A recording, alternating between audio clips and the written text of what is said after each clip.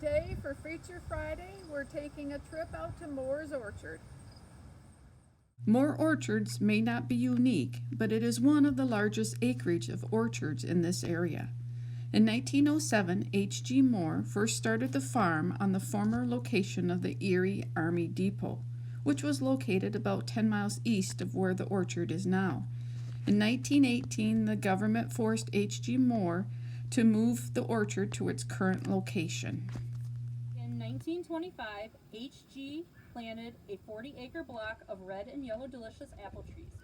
H.G. was an innovator as he planted some of the first red delicious apple trees this side of the Mississippi River. He figured out that thanks to the proximity of Lake Erie, the climate here was one of the best in Ohio for annual crops of apples and peaches to grow. The nearness to the Sault River is another geographical blessing in that it enables easy irrigation when first used. Because the land is so close to lake level, we can irrigate by pumping water out of the river when it is dry. When it is too wet, then the water can be pumped right back into the river.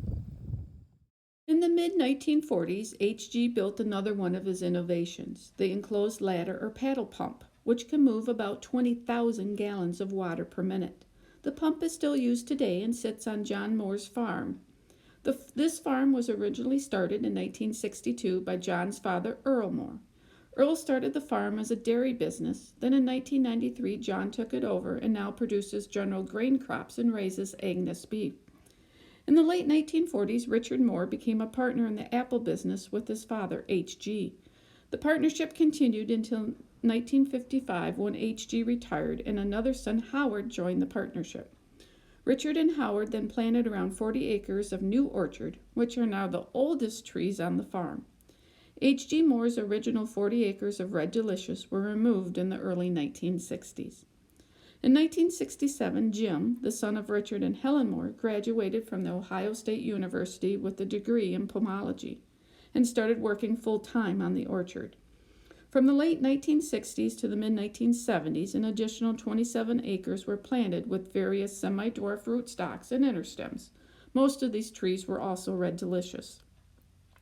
The existing packing house, storage, sales room were built by Richard Moore in the early 1960s. In 1975, Howard retired and Jim came into the partnership. Jim and his wife Donna purchased a 106-acre farm directly across the Sault River.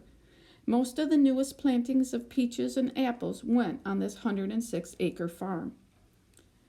Sarah and her husband purchased the 40 acres owned by her grandparents in 2010. Sarah and Jim have been working on removing some of the old trees and planting or grafting over with newer varieties. Sarah and her husband hope to be able to keep the farm legacy going for many, many generations to come. For more information about your local area, make sure you stop by the local History and Museum Center right here at the library, which is open on Thursdays, and we have a historian on site. And check back for another Feature Friday.